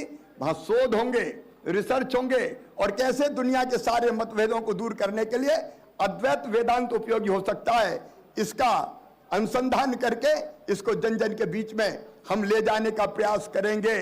केवल अद्वैत वेदांत संस्थान नहीं, हमने अहिल्या माँ, जो देवी अहिल्या बाई, उनका स्मारक बनाने का फैसला किया है। बाजीराव पेशवा अद्भुत वीर थे, उनका भी स्मारक बनाया जाएगा। और अटल जी जो ग्वालियर की धरती पर पढ़े लिखे और बड़े हुए, उनकी स्मृति में भी एक विशाल स्मारक बनाया जाएगा। संस्कृति का हर रंग कैसे अपनी छटा मध्य प्रदेश की धरती पर बिखेरे, इसके लिए हम कृत संकल्पित है। हमने जो ग्रामीण भाई और बहनें, उनके जमीन पर उनका अधिकार उनको मिले, इसलिए स्वामित्व अभियान प्रारंभ किया है। मेरे बहनों और भाइयों, हमारे पुलिस पे आज मैं कह सकता हूं, हमें गर्व है। सचमुच में हमने एक नहीं अनेकों अभियान चलाए। माफियाओं के खिलाफ मध्य प्रदेश की धरती पर अभियान चला। मुझे कहते हुए प्रसन्नता है, मध्य प्रदेश के हमारे पुलिस बल ने, पुलिस फोर्स ने, हमारे जवानों ने माफियाओं के दिमाग ठिकाने लगाने में कोई कसर नहीं छोड़ी। मैं उनको बधाई देता हूं और आगे भी हमारा संकल्प है। हमने पुलिस बल को अत्याधुनिक संसाधनों से लैस करने का फैसला किया है। नई टेक्नोलॉजी से वो लैस हो, इसके प्रयास भी हमारे निरंतर जारी है। उनके हाथों में हम और अधिकार दें ताकि वो और प्रभावी ढंग से कार्रवाई करें। यह भी हमारा संकल्प है। चाहे माफियाओं के खिलाफ कार्रवाई का मामला हो, हमने कड़े कानून बनाए। विशेषकर अवैध शराब के मामले में हमने फैसला किया है कि अवैध शराब का जो उत्पादन करते हैं, परिवहन करते हैं, बेचने का काम करते हैं, जहरीली शराब, हमने प्रावधान किया है कि ऐसे लोगों को फांसी की सजा तक भी दी जाएगी। कानून और व्यवस्था के मामले में हमारी पुलिस ने न केवल माफियाओं को खदेड़ा है, बल्कि हमारी मां बहनों विशेषकर बेटियों की रक्षा के लिए मुस्कान जैसे विशेष अभियान चलाएं और उनके परिणाम भी देखने में आए। 4000 से ज्यादा बेटियां वापस लेके यही हमारे पुलिस के बल लेके आए। नक्सलियों के खिलाफ हमारे पुलिस बल ने प्रभावी कार्रवाई की है और कई इनामी नक्सलियों को मारने में, पकड़ने में सफलता प्राप्त की है। मैं अपने पुलिस फोर्स को एक बार फिर से बधाई देता हूं। कर्मचारी जन कल्याणकारी योजनाओं को जनता तक ले जाने के लिए हमारे बहुत महत्वपूर्ण अंग है और हमारे कर्मचारियों ने बहुत निष्ठा से अपने काम को अंजाम देने का प्रयास किया है। मैं जानता हूं पिछले दिनों आर्थिक संकट के कारण जो अपेक्षित महंगाई भत्ता और सुविधाएं उनको मिलना चाहिए थी, सरकार दे नहीं पाई, लेकिन धीरे धीरे हमारी अर्थव्यवस्था अब फिर पटरी पर लाने का हम प्रयास कर रहे हैं। जल्दी कर्मचारी भाइयों के जो अधिकार हैं वो उनको सौंप दिए जाएंगे। आप जानते हैं मेरे कर्मचारी बहनों और भाइयों, केंद्र के समान महंगाई भत्ता देने का काम भी किया था तो हमने ही किया था। बीच में यह व्यवधान आया है। जैसे ही अर्थव्यवस्था ठीक होती है और पटरी पर आने के लक्षण पूरे दिखाई दे रहे हैं, हम सारे अधिकार आपको देंगे। मैं केवल इतनी अपील करना चाहता हूं कि पूरी लगन से, पूरी निष्ठा से, पूरी मेहनत से और पूरे समर्पण से हम अपने काम को अंजाम देते रहें। अंत में मैं ये कहना चाहता हूं मेरे बहनों और भाइयों, प्रदेश को बनाना केवल सरकार का काम नहीं है। अकेली सरकार नहीं बना सकती, केवल सरकारी अधिकारी नहीं बना सकते, केवल सरकारी कर्मचारी नहीं बना सकते, केवल मुख्यमंत्री और मंत्री नहीं बना सकते। अगर मध्य प्रदेश बनाना है तो मध्य प्रदेश के हर नागरिक को अपना सर्वश्रेष्ठ देने का प्रयास करना होगा। मैं आज आपसे यह अपील करना चाहता हूं कि मध्य प्रदेश के निर्माण के लिए हमने जो एक मॉडल बनाया है, जन भागीदारी का मॉडल, जनता के साथ मिलकर फैसला करना। मैं एक बार फिर से मध्य प्रदेश की धरती पर पंचायतों का आयोजन प्रारंभ करूंगा। बीच में व्यवधान आ गया था, कोरोना काल के कारण भी हम लोग इकट्ठा नहीं कर पाए। जनता के कल्याण की योजनाएं जनता के साथ मिलकर बनाएंगे और जनता के साथ ही उनको मिलकर क्रियान्वित करके नीचे ले जाएंगे। इसलिए अलग अलग वर्गों की पंचायतों का फिर से आयोजन का क्रम मध्य प्रदेश की धरती पर प्रारंभ करके उन वर्गों के कल्याण की हम नई योजनाएं बनाएंगे। मध्य प्रदेश आत्मनिर्भर मध्य प्रदेश का निर्माण जन भागीदारी के माध्यम से यह हमारा संकल्प है। उसलिए जनता को भागीदार बना के न केवल योजना बनेगी बल्कि उनके क्रियान्वयन का काम भी किया जाएगा। मेरे प्रदेशवासियों, आप सबसे मैं यही निवेदन करता हूं, यही प्रार्थना करता हूं कि आत्मनिर्भर मध्य प्रदेश के निर्माण में मुझे आप सबका सहयोग चाहिए, हमें आप सबका सहयोग चाहिए, क्योंकि जनता के बिना अकेली सरकार मध्य प्रदेश का निर्माण नहीं कर सकती। और मध्य प्रदेश के निर्माण की बात में आप क्या करें, अगर ये मुझे कहना हो तो मैं एक ही बात करूंगा कि आपके जो कर्तव्य है नंबर 1, आप उनका ईमानदारी और निष्ठा के साथ पालन करें। किसान अन्न पैदा करे, सरकारी कर्मचारी और अधिकारी ईमानदारी से जनता की सेवा करें, पुलिस बल अपना काम करे, उद्योगपति और व्यापारी व्यापार और उद्योग बढ़ाने का काम करें। जो ड्यूटी हमारी है उस ड्यूटी को हम पूरी करें। दूसरा संकल्प आप लें कि कोविड एप्रोप्रिएट बिहेवियर का आप पालन करेंगे। इतनी धूप में हमारे जवान खड़े हैं, मास्क लगा के खड़े हैं, मास्क लगा के उन्हें परेड की है, शानदार परेड यहाँ पे उन्होंने की है। ये मास्क लगे जवान हमें संदेश दे रहे हैं कि आप भी कोरोना के संक्रमण को रोकने के अनुकूल व्यवहार करें, मास्क लगाएं, दूरी बनाएं, कोविड के प्रोटोकॉल का पूरी तरह से पालन करें। एक पेड़ आप अवश्य लगाएं। साल भर की मैं बात कर रहा हूं। बेटियों का सम्मान करें, बेटी बचाएं, बेटी पढ़ाएं, स्वच्छता के अभियान में भाग लें। जो काम हम कर सकते हो अपने कर्तव्य के अलावा एक, वो काम आप जरूर करें। मुझे पूरा विश्वास है कि आपके साथ मिलके समृद्ध, विकसित और आत्मनिर्भर मध्य प्रदेश का हम निर्माण करेंगे। मैं अपने आप को ऐसे मध्य प्रदेश के निर्माण के लिए समर्पित करता हूं। प्रधानमंत्री के आत्मनिर्भर भारत के संकल्प को पूरा करने में मध्य प्रदेश देश में नंबर 1 रहेगा। तो आइए हम सब इस शुभ अवसर पर प्रदेश के मस्तक पर जन भागीदारी के कुमकुम और सुशासन के अक्षत से आत्मनिर्भरता का तिलक करें। बाधाएं आती है आए, घिरे प्रलय की घोर घटाएं, पांव के नीचे अंगारे, सिर पर बरसे यदि ज्वालाएं, निज हाथों में हंसते हंसते आग लगाकर जलना होगा, कदम मिलाकर चलना होगा, कदम मिलाकर चलना होगा। बहुत बहुत धन्यवाद। एक बार फिर मेरे साथ बोलिए, भारत माता की, भारत माता की, भारत माता की। और एक बार हम बोलेंगे जय मध्य प्रदेश। मैं कहूंगा जय मध्य प्रदेश, आप बोलेंगे जय मध्य प्रदेश। जय मध्य प्रदेश। बहुत बहुत धन्यवाद। परेड सावधान। परेड 3 बार राष्ट्रपति जी के जय के नारे देगी। राष्ट्रपति जी की, राष्ट्रपति जी की, राष्ट्रपति जी की। परेड विश्राम। राष्ट्रपति की जय उद्घोष के बाद में देवियों सज्जनों, अब हम आपको अवगत करा दें कि अब प्रारंभ होने जा रहा है पदक अलंकरण समारोह 2021, जिसके लिए श्री गौरव राजपूत, डीआईजी सीआईडी, पुलिस मुख्यालय भोपाल, मुखातिब हैं मंच की ओर, जहां पर माननीय मुख्य अतिथि महोदय से पदक अलंकरण समारोह प्रारंभ करने की अनुमति चाहेंगे।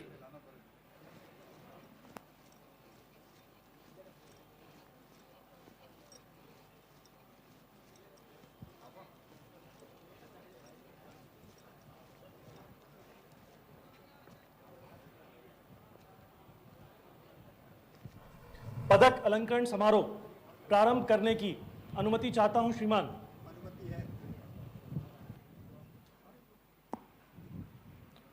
माननीय मुख्य अतिथि महोदय के द्वारा पदक अलंकरण समारोह 2021 प्रारंभ करने की अनुमति दी गई और अब प्रारंभ होने जा रहा है पदक अलंकरण समारोह 2021।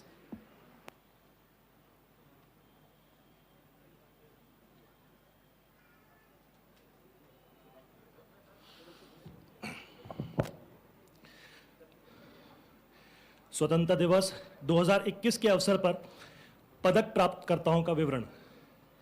पुलिस विभाग में वर्ष 2019 एवं 2020 में घोषित विशिष्ट सेवा पदक कुल संख्या 9। जेल विभाग के वर्ष 2020 में घोषित विशिष्ट सेवा पदक कुल संख्या 1। विशिष्ट सेवा के लिए राष्ट्रपति जी का होमगार्ड तथा नागरिक सेवा पदक कुल संख्या 3।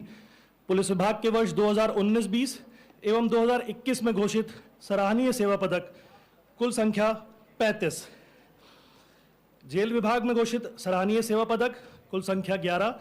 सराहनीय सेवा के लिए राष्ट्रपति जी का होमगार्ड तथा नागरिक सुरक्षा पदक कुल संख्या 4। जीवन रक्षक पदक कुल संख्या 6। इस प्रकार कुल 69 पदक प्राप्तकर्ताओं को माननीय मुख्य अतिथि महोदय द्वारा पदक प्रदाय किए जाएंगे। विशिष्ट सेवा के लिए राष्ट्रपति महोदय का पुलिस पदक श्री केटी वाइफे, अतिरिक्त पुलिस महानिदेशक, लोकायुक्त, मध्य प्रदेश, भोपाल।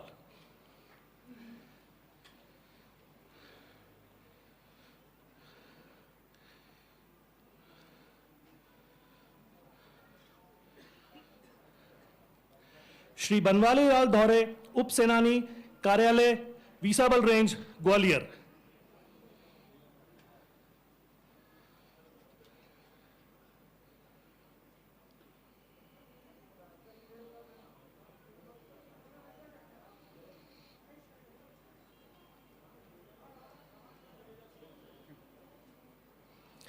श्री हर्ष कुमार सक्सेना, सेवानिवृत्त, उप पुलिस अधीक्षक, गुप्त वार्ता, पुलिस मुख्यालय, भोपाल।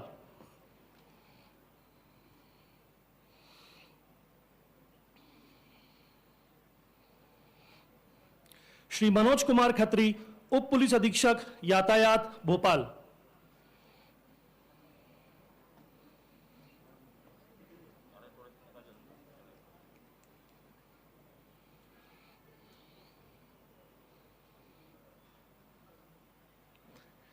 श्री अशोक केटी, सेवानिवृत्त, उप पुलिस अधीक्षक, ईओडब्ल्यू, भोपाल।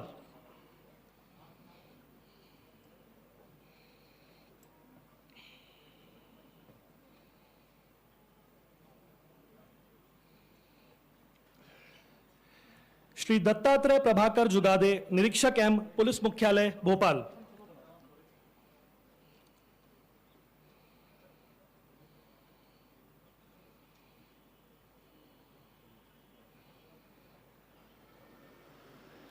श्री मिलिंद साथे, सूबेदार एवं कार्यालय पुलिस महानिदेशक, पुलिस मुख्यालय भोपाल।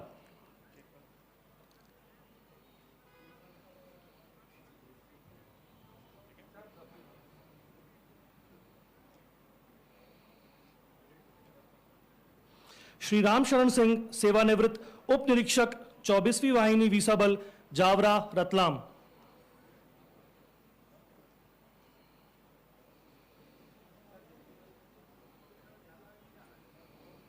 श्री रमाशंकर द्विवेदी, सेवानिवृत्त प्रधान आरक्षक, पुलिस अधीक्षक कार्यालय भोपाल।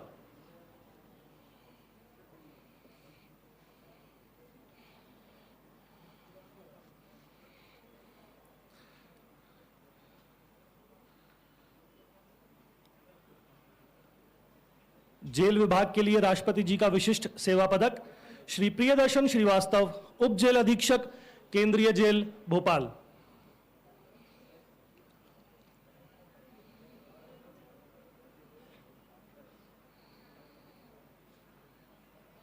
नगर सेना तथा नागरिक सुरक्षा के लिए राष्ट्रपति जी का विशिष्ट सेवा पदक श्री विक्रम सिंह मालवीय, जिला सेनानी, नगर सेना, शाहजहांपुर।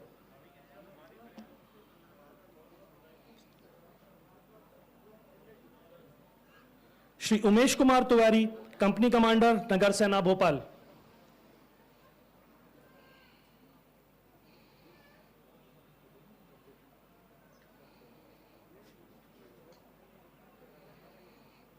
श्री इमदाद अली, सहायक उप निरीक्षक एम, नगर सेना, आगर मालवा।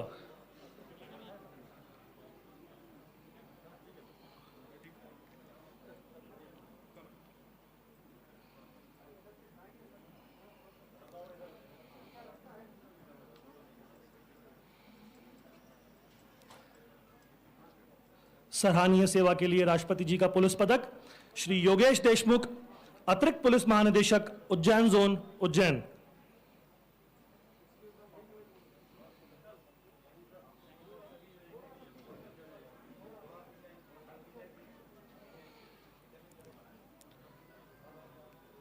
श्री अनुराग शर्मा, उप पुलिस महानिरीक्षक, बालाघाट।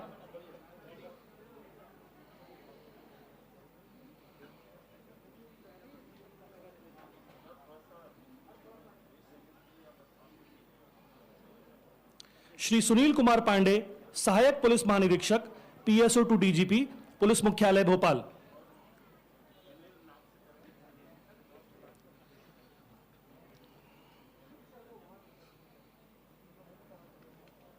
श्री डालूराम तेनीवार, पुलिस अधीक्षक, दमोह।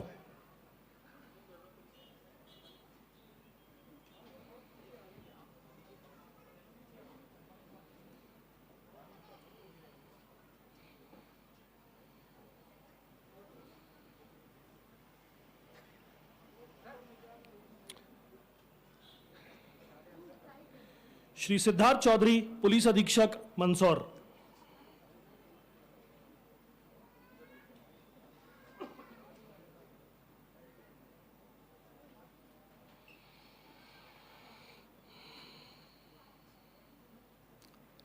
श्री राय सिंह नरवरिया, अतिरिक्त पुलिस अधीक्षक, मुरैना।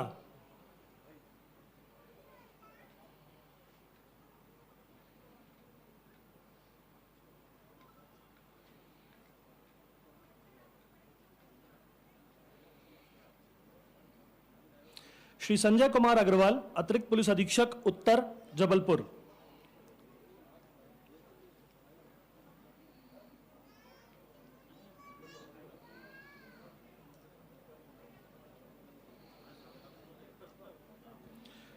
श्री राजेश कुमार मिश्रा, पुलिस अधीक्षक, आर्थिक अपराध प्रकोष्ठ, भोपाल।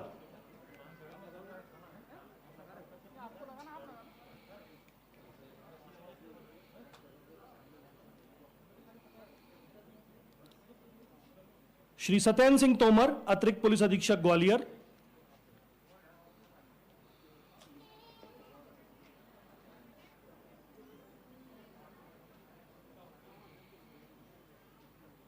श्री अमरेंद्र सिंह, अतिरिक्त पुलिस अधीक्षक, उज्जैन।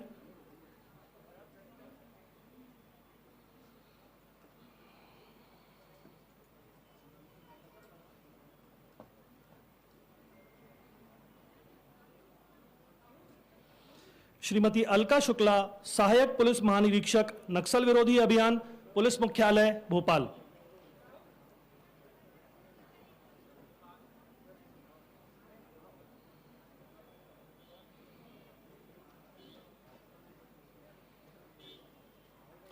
श्री किशोर खड़कोतकर, उप पुलिस अधीक्षक, रेडियो भोपाल।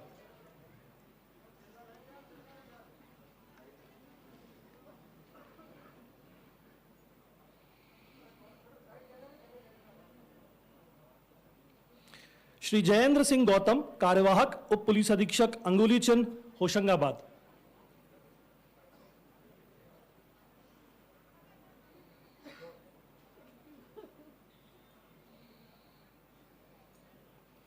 श्री सुधीर कनौजिया, उप पुलिस अधीक्षक, आतंकवादी निरोधी दस्ता, विशेष शाखा भोपाल।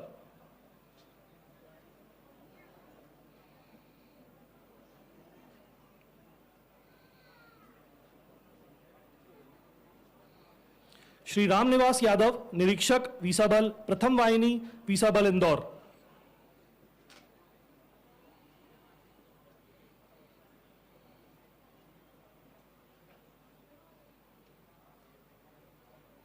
श्री राजकुमार सिंह सेंगर, निरीक्षक एम, वीसा बल, पुलिस मुख्यालय भोपाल।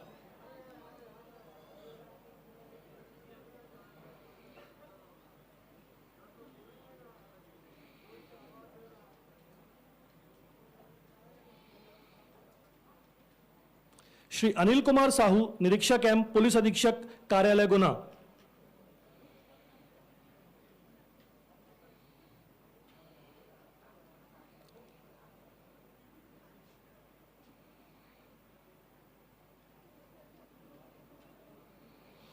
श्री देवेंद्र देवड़े, निरीक्षक, आरएपीटीसी इंदौर।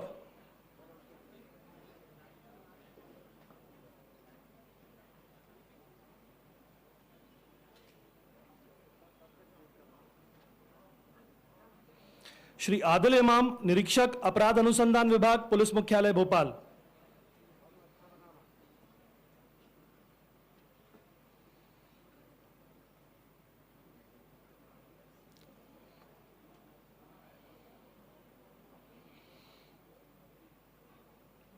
श्री साजी मैथ्यू, उप निरीक्षक, एनआईए, मुख्यालय दिल्ली।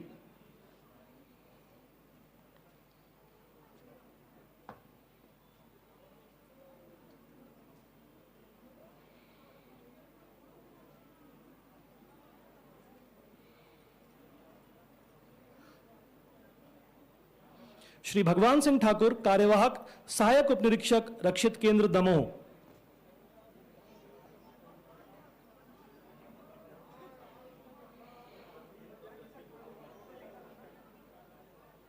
श्री मुकेश कुमार चौधरी, सहायक उप निरीक्षक, रक्षित केंद्र मंडला।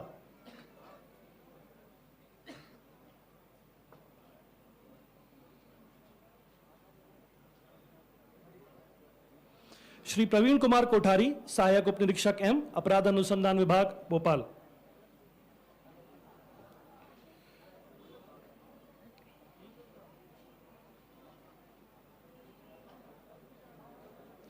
श्री हरेंद्र सिंह कुशवाहा, कार्यवाहक, सहायक उप निरीक्षक, महिला थाना भोपाल।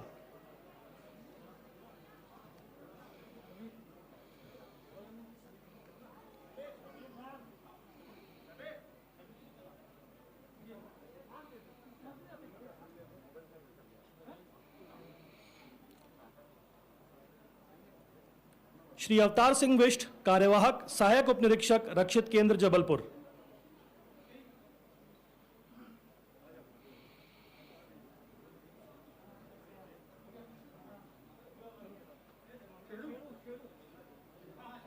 श्री गोविंद दास अहिरवार, प्रधान आरक्षक चालक, हॉक फोर्स भोपाल।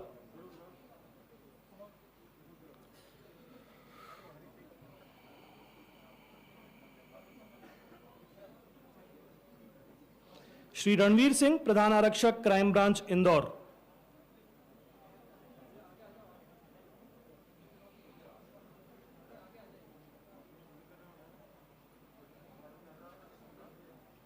श्री दुलीचंद मरावी, प्रधान आरक्षक, अजाक, पुलिस मुख्यालय भोपाल।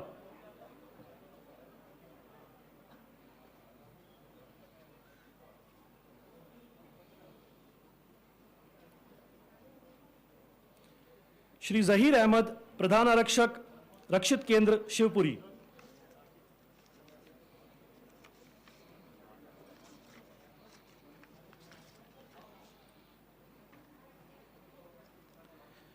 श्री समीर खान, प्रधान आरक्षक, 32वीं वाहिनी, वीसा बल, उज्जैन।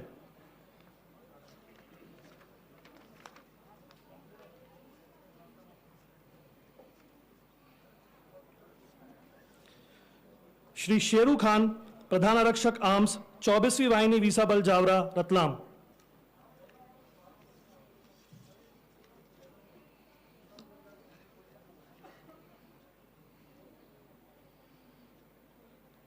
श्री दुर्गा बख्श सिंह, कार्यवाहक, प्रधान आरक्षक, 29वीं वाहिनी, वीसा बल, दतिया।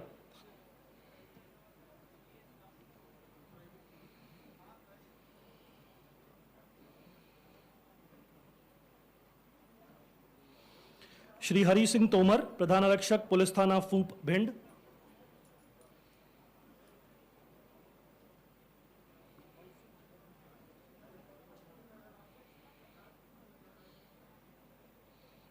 श्री समर सिंह सेंगर, कार्यवाहक, प्रधान आरक्षक, थाना ग्वालियर, जिला ग्वालियर।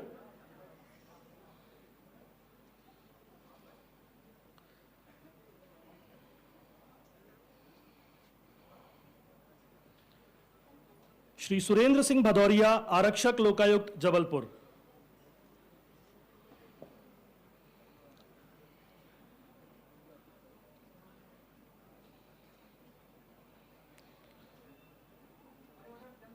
जेल विभाग के लिए राष्ट्रपति जी का सराहनीय सेवा पदक श्री उदय प्रताप सिंह, वरिष्ठ विधि अधिकारी, जेल मुख्यालय, भोपाल।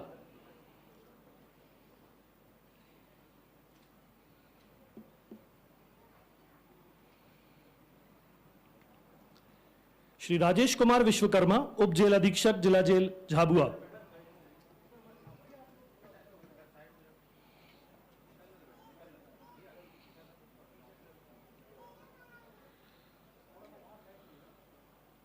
श्री शैलेंद्र सिंह कुशवाहा, सहायक जेल अधीक्षक, उप जेल, सबलगढ़।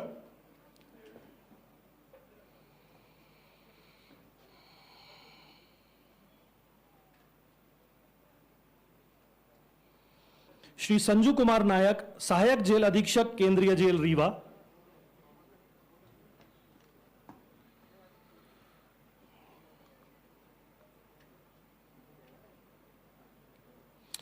श्री ब्रिज बिहारी श्रीवास्तव, लेखापाल, केंद्रीय जेल, ग्वालियर।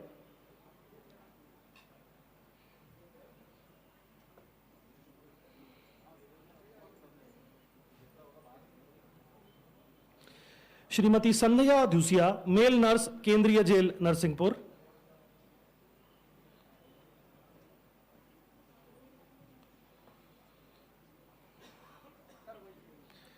श्री अमजद खान, मुख्य प्रहरी, जिला जेल, दतिया।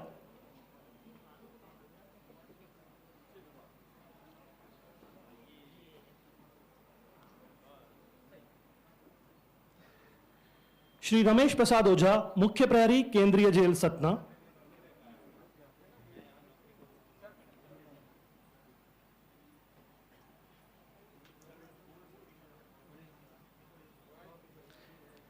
श्री संजीव कुमार दवे, प्रहरी, केंद्रीय जेल, ग्वालियर।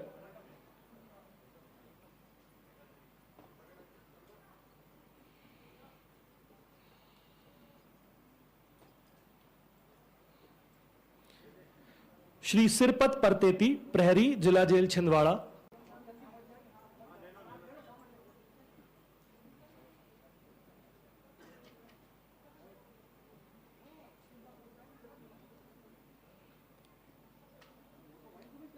श्री डोमन सिंह उइके, प्रहरी, उप जेल, लखनादौन।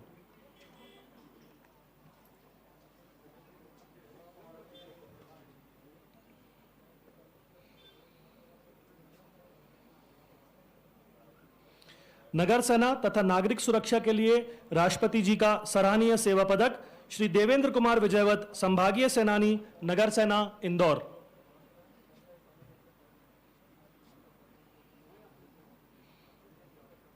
श्री सायर सिंह सोलंकी, सैनिक, नगर सेना, उज्जैन।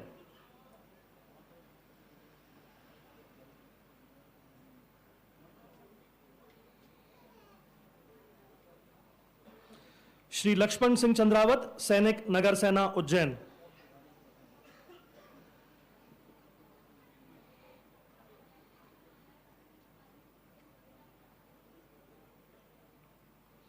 श्री कैलाश सिंह बोरकरे, सैनिक, नगर सेना, खंडवा।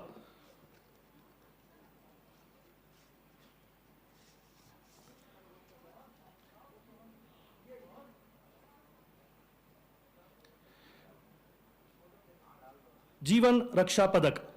जीवन रक्षा पदक प्राप्तकर्ताओं का संक्षिप्त विवरण। दिनांक 7/3/2019 को होटल सम्राट इंदौर के बेसमेंट में आग लगने से फंसे हुए 23 नागरिकों को अदम्य साहस एवं वीरता का प्रदर्शन करते हुए सुरक्षित बाहर निकालने के फलस्वरूप जीवन रक्षा पदक प्रदान किया जाता है। श्री तहजीब काजी, निरीक्षक, जिला इंदौर।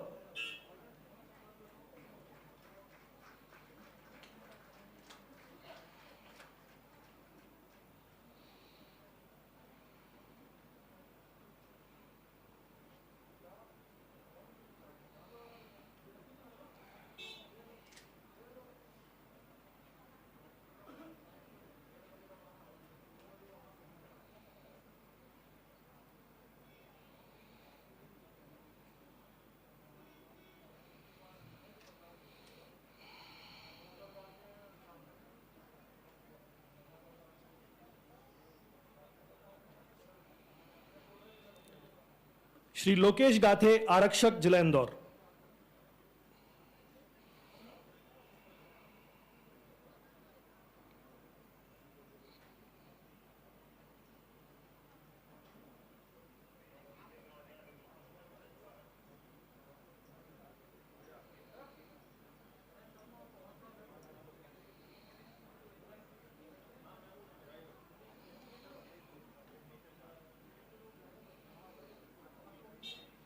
श्री संजीव धाकड़, आरक्षक, जिला इंदौर।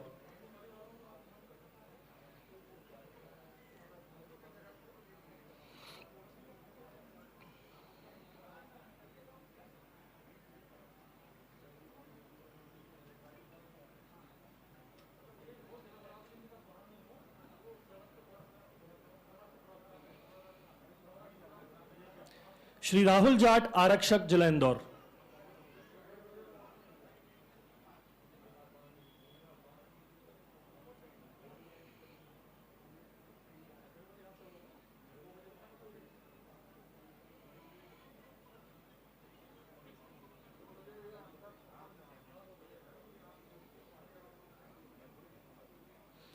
दिनांक 26/4/2018 को मकसूदनगढ़, जिला गुना में भीषण आग लगने की खबर मिलते ही फायर वाहन को लटेरी, जिला विदिशा से मकसूदनगढ़, जिला गुना ले जाकर आग पर काबू पाकर भारी नुकसान होने से बचाने के फलस्वरूप जीवन रक्षा पदक प्रदान किया जाता है। श्री नदीम खान, चालक, लटेरी, जिला विदिशा।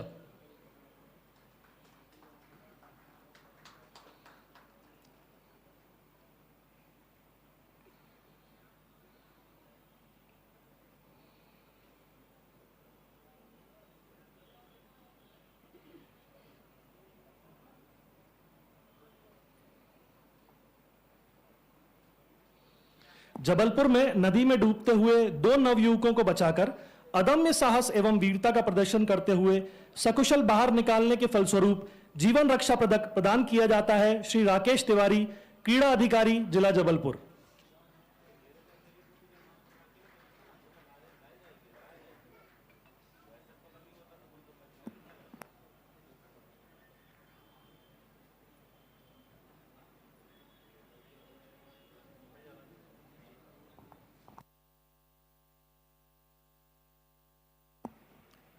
और अब पदक अलंकरण समारोह समापन की ओर, जिसके लिए श्री गौरव राजपूत, डीआईजी सीआईडी, पुलिस मुख्यालय भोपाल, मुखातिब हैं मंच की ओर, जहां पर माननीय मुख्य अतिथि महोदय से पदक अलंकरण समारोह समाप्त करने की अनुमति चाहेंगे।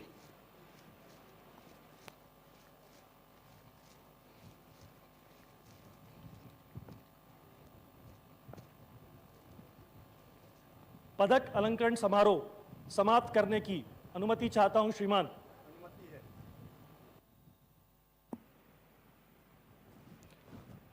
माननीय मुख्य अतिथि महोदय के द्वारा पदक अलंकरण समारोह समाप्त करने की अनुमति दी गई।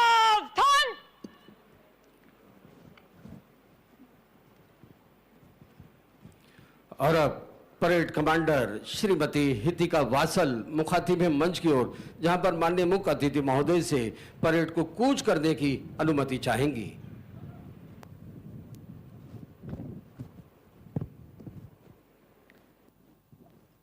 स्वतंत्रता दिवस परेड को कूच करने की अनुमति प्रदान करें श्रीमान।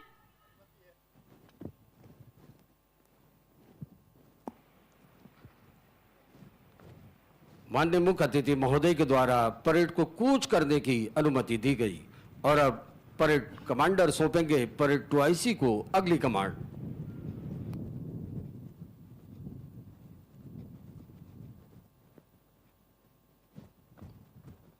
परेड 2IC परेड को कूच कर।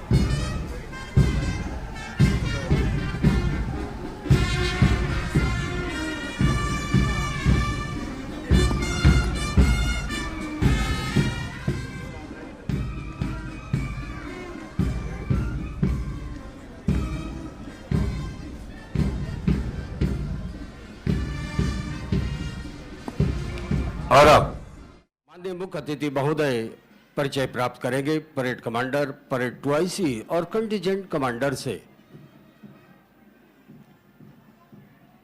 परिचय प्राप्त करते हुए माननीय मुख्य अतिथि महोदय parade commander Shrimati Hitika vassal से परेड 2IC का परिचय प्राप्त करते हुए माननीय मुख्य अतिथि महोदय।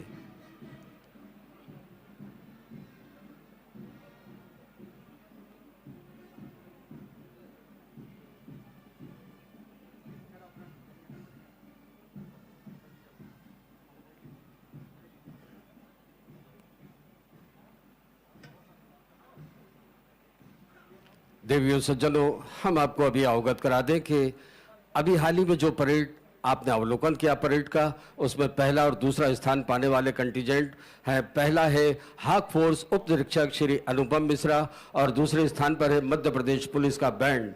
अभी हाल ही में माननीय मुख्य अतिथि महोदय के द्वारा इन दोनों विजेताओं को ट्रॉफी प्रदान की जाएगी।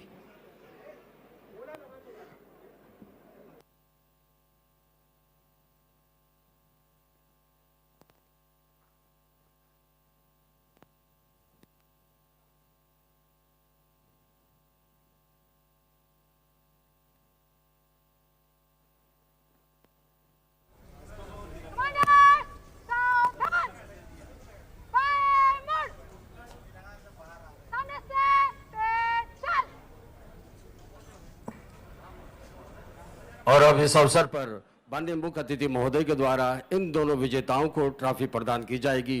पहला स्थान पाया है हाक फोर्स, जिसका नेतृत्व कर रहे थे उप निरीक्षक श्री अनुपम मिश्रा।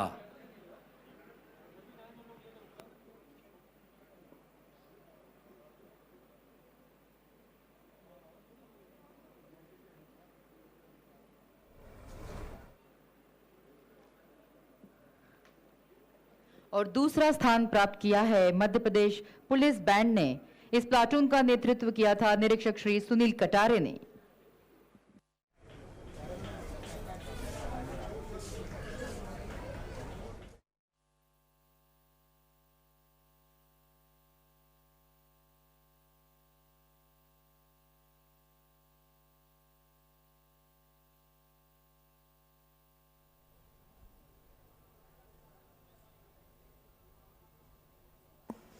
देवियों सज्जनों, एक बार पुनः हम 15 अगस्त के 75वें स्वतंत्रता दिवस समारोह 2021 के शुभ अवसर पर हम आपके आभारी हैं कि आपने इस समय पर इस स्थान पर आकर इस कार्यक्रम की शोभा बढ़ाई।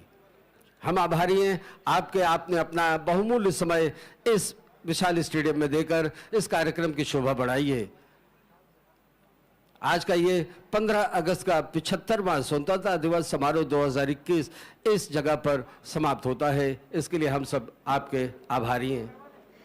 आज इस समारोह के हम सभी साक्षी हैं और यह सदैव कहीं न कहीं हमारे हृदय में अंकित रहेगा। जय हिंद, जय भारत।